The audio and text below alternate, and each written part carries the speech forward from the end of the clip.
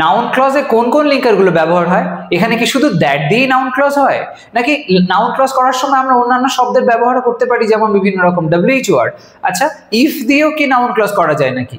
এগুলো যদি করা গিয়ে থাকে তাহলে কিভাবে করা যাবে, সেই সমস্ত কনসেপ্টকে ক্লিয়ার করার জন্যই আজকের এই ভিডিওটা। দেখে নাও তোমরা নাউন ক্লজ বা নমিনাল ক্লজ, যেটা হলো সাবঅর্ডিনেট ক্লজের একটি উল্লেখযোগ্য ভাগ, সেই নমিনাল ক্লজ বা নাউন ক্লজ কিভাবে করা যায়, এর মাধ্যমে কত লাইন আমরা দৈনন্দিন জীবনে বিভিন্ন সময়ে বানাতে পারি এবং স্ট্রাকচারটা কিরকম ভাবে আমরা অতি সহজে মনে রাখতে পারি।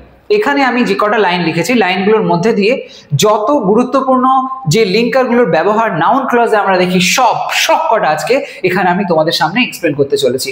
দেখো, আমি বিশ্বাস করি যে সে সৎ, আমি বিশ্বাস করি যে সে সৎ, এই যে লাইনটা, এটা যদি আমরা ট্রান্সলেট করি, এখান থেকে কি ধরনের লিঙ্কার পাবো?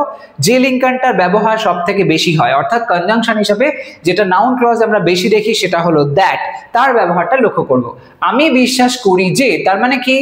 I believe that, I believe that, আমি বিশ্বাস করি যে সে সৎ, সে হয় সৎ, তার মানে হি ইজ অনেস্ট, তাই তো? He is honest, honest. এবার এই যে লাইনটা আমরা এখান থেকে পেলাম, I believe that he is honest, এই লাইনটার মধ্যে সাবঅর্ডিনেট ক্লজ কোনটা আর প্রিন্সিপাল ক্লজ কোনটা সেটা আগে ক্লিয়ার ভাবে বুঝে নাও। সাবঅর্ডিনেট ক্লজ সেটা হয় যে অংশটা তুমি যদি দেখো ওটাকে তুমি ফুল সেন্টেন্স বলতে পারবে না, ওই অংশটা ডিপেন্ড করে থাকে একটা অংশের উপরে, যে ডিপেন্ড করে থাকে সে হলো সাবঅর্ডিনেট ক্লজ, আর যার উপরে সবাই ডিপেন্ড করছে সে হলো প্রিন্সিপাল ক্লজ। এখানে আই বিলিভ এই পার্টটা হলো প্রিন্সিপাল ক্লজ, তুমি আই বিলিভ লিখে ফুল স্টপ লিখতে পারো, ফুল স্টপ দিতে পারো, তাহলে সেটা হবে একটা প্রপার সেন্টেন্স। কিন্তু যদি তুমি দ্যাট হি ইজ অনেস্ট লেখো, এটা প্রপার সেন্টেন্স হবে না, এখানে তুমি ফুল স্টপ দিলে সেটা ইনকমপ্লিট লাগবে, মানে আরো কিছু আছে এরকম মনে হবে। তাহলে এই অংশটা হলো সাবঅর্ডিনেট ক্লজ। এই যে সাবঅর্ডিনেট ক্লজটা যদি দেখা যায় এটা সেন্টেন্সের মধ্যে এমন পজিশনে রয়েছে যে একটা নাউনের মতন বিহেভ করছে, তখন জানবে সেটা হলো প্রপার ভাবে বলতে পারো যে সেটা নাউন ক্লজ হয়েছে বা নমিনাল ক্লজ হয়েছে। সেটা কিভাবে বুঝবো? বোঝার সহজ উপায় হলো এই যে প্রথম অংশটা যেটা প্রিন্সিপাল ক্লজ, সেই ক্লজের মধ্যে দেখো বিলিভ শব্দটা, যেটা কিনা মেইন ভার্ব, তুমি বিলিভকে হোয়াট দিয়ে প্রশ্ন করো, আমি কি বিশ্বাস করি, উত্তর দেখো এই অংশটা আসছে দ্যাট হি ইজ অনেস্ট, এইটা উত্তর হিসেবে আসছে। যেহেতু এই অংশটা উত্তর হিসেবে আসছে, এই অংশটা একটা নাউন হচ্ছে। আমরা যখন সেন্টেন্সের মধ্যে সাবজেক্ট ভার্ব অবজেক্ট যখন আর কি মানে ফাইন্ড আউট করা শিখছিলাম, তখন এটা শিখেছিলাম যে আমরা যদি ভার্বকে হোয়াট দিয়ে প্রশ্ন করি বা হুম দিয়ে প্রশ্ন করি, তাহলে উত্তর হিসেবে যেটা আসে সেটা হয় অবজেক্ট।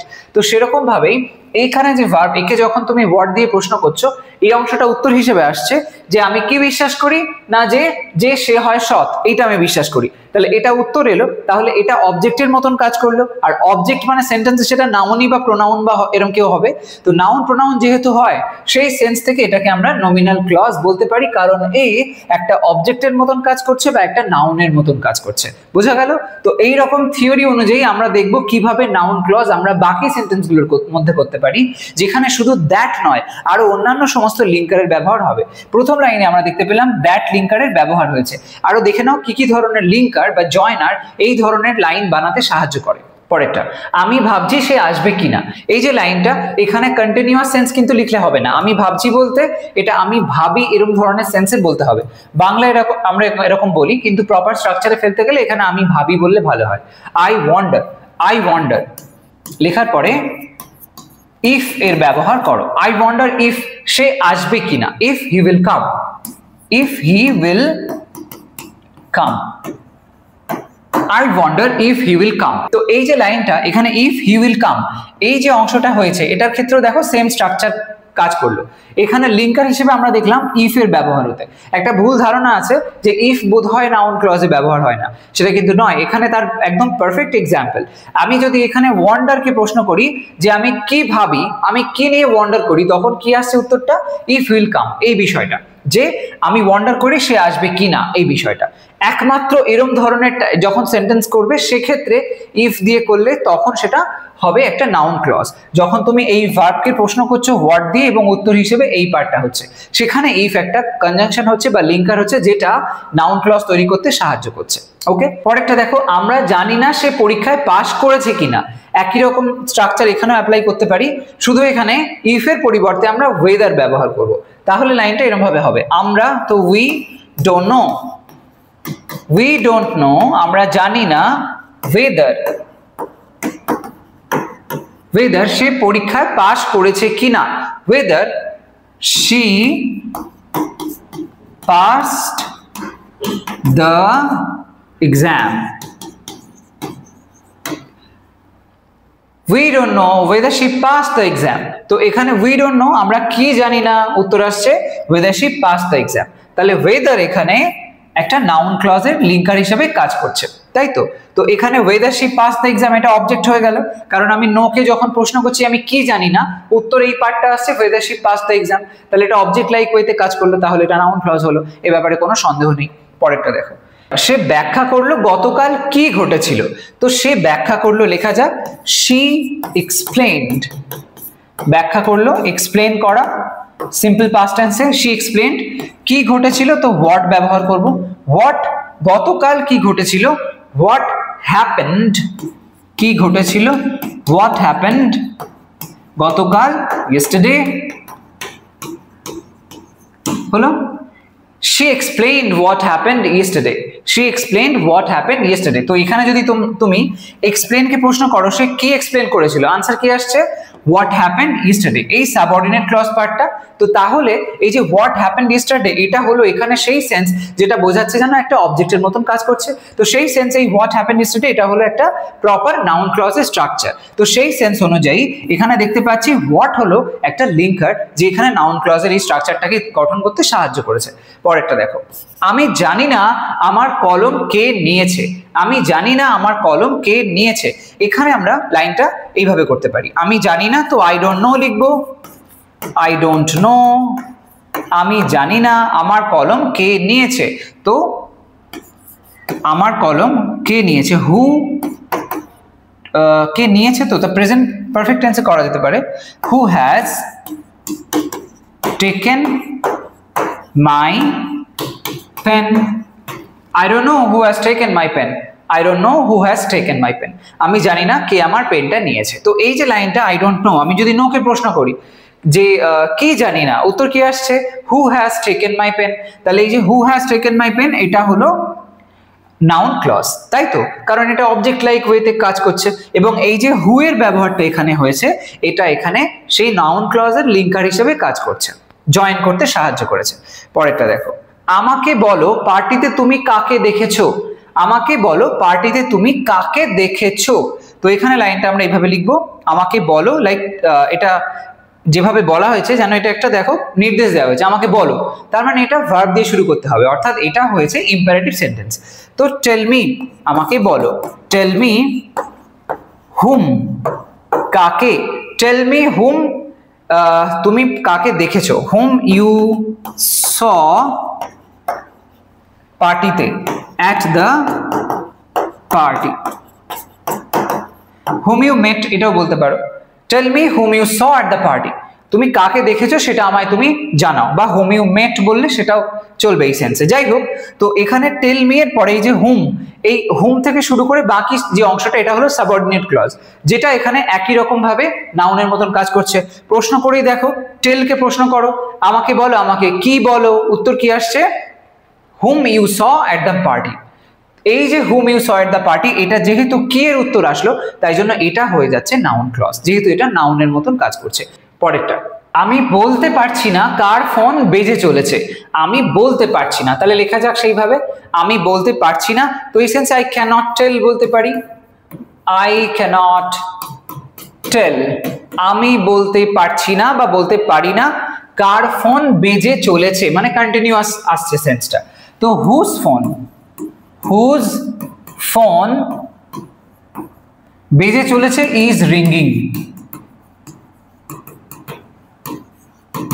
হলো I cannot tell whose phone is ringing। এবার যদি আমি প্রশ্ন করি টেলকে যে কি বলতে পারি না, উত্তর কি আসছে whose phone is ringing, এটা আমি বলতে পারি না, তাহলে এটা নাউনের মতন কাজ করলো। হোয়াট কোয়েশ্চেনের আনসার দিল মানে নাউনের মতন কাজ করলো, তো এটা নাউন ক্লজ বা নমিনাল ক্লজ। এখানে হুজ এর যে ব্যবহারটা হয়েছে এটা হলো সেই জয়নার বা লিঙ্কারটা যেটা এই দুটো অংশকে জুড়তে সাহায্য করছে। পরেরটা দেখো, সে জিজ্ঞাসা করলো তুমি কোন রংটা সবচেয়ে পছন্দ করো, তো এই সেন্সে লাইনটা এইভাবে লিখতে পারি, সে জিজ্ঞাসা করলো, she asked, সে জিজ্ঞাসা করলো তুমি কোন রংটা, কোন রংটা মানে which color এটা বলতে হবে, সেটা লেখা যাক, she asked which color তুমি সবচেয়ে পছন্দ করো, ইউ লাইক, তারপরে the most, like the most. তো she asked which colour you like the most. এবার যদি তুমি প্রশ্ন করো আস্ককে, যে সে কি জিজ্ঞাসা করলো, উত্তর কি আসছে? Which colour you like the most, এইটা উত্তর হিসেবে আসছে। তো এই অংশটা হচ্ছে নাউনের মতন কাজ করছে, তাই জন্য এটা নাউন ক্লজ। আর এখানে লিঙ্কার হিসেবে ব্যবহার হয়েছে হুইচ। পরের লাইনটা দেখো, আমি মনে করতে পারি সে কখন চলে গিয়েছিল। আমি মনে করতে পারি সে কখন চলে গিয়েছিল, এই যে অংশটা আমি মনে করতে পারি, এই অংশটাতে লিখবো এইভাবে, I can remember, I can remember সে কখন চলে গিয়েছিল। কখন চলে গিয়েছিল, তো এই অংশটা যে কি মনে করতে পারি না সে কখন চলে গিয়েছিল, এই পার্টটা। তাহলে when সে, তো হি চলে গিয়েছিল মানে left, when he left, I can remember when he left আমি কি মনে করতে পারি, when he left। তাহলে এই অংশটা হচ্ছে সাবঅর্ডিনেট ক্লজ, যেটা নাউন হিসেবে কাজ করছে। আর এখানে লিঙ্কার দেখতে পেলাম কোনটা, when। হলো, পরেরটা দেখো, অনুগ্রহ করে আমাকে বলো তুমি কোথায় থাকো। অনুগ্রহ করে আমাকে বলো তুমি কোথায় থাকো, এই লাইনটা অনুগ্রহ করে আমাকে বলো, তার মানে please tell me, please tell me, আমাকে বলো, কি বলবে, তুমি কোথায় থাকো, ওয়্যার ইউ লিভ। খুবই কমন একটা লাইন, please tell me where you live, অনুগ্রহ করে আমাকে বলো তুমি কোথায় থাকো। এবার যদি তুমি এই টেলকে প্রশ্ন করো, তাহলে উত্তর আসছে এই অংশটা যেটা আমি বললাম একটু আগে, ওয়্যার ইউ লিভ। তো এখানে ওয়্যার এর যে ব্যবহারটা হলো, এটা হলো সেই লিঙ্কারটা যেটা এই লাইনটাকে, মানে এই সাবঅর্ডিনেট ক্লজটাকে ঠিকভাবে অ্যাডজাস্ট হতে সাহায্য করলো। তো আরেকটা লিঙ্কারের ব্যবহার দেখলাম, পরেরটা দেখো, সে বলেনি সে কেন মন খারাপ করেছিল। সে বলেনি সে কেন মন খারাপ করেছিল, তো লাইনটা এইভাবে লিখতে পারি, সে বলেনি, তো she didn't say, she didn't say সে কেন মন খারাপ করেছিল, তো why she was upset, why she was,